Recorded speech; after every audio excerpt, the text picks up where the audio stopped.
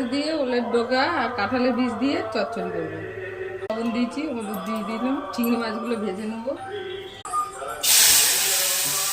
তেল দিয়েছি, শুকনো লঙ্কা দিলাম, কালো জিরে ফোড়ন দিলাম, জিরে কিছু দিয়ে দিলাম, পেঁয়াজ রসুন বেটে রেখেছিলাম দিয়ে দিলাম, লবণ দিলাম, হলুদ দিলাম। মশলাটাকে ভালো করে কষিয়ে নেব।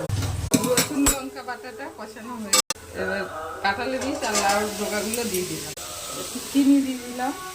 এগুলো ভাজা হয়ে গেছে, শুকনো লঙ্কা গুঁড়ো দিলাম, মাছ ভাজাগুলো দিয়ে দিলাম।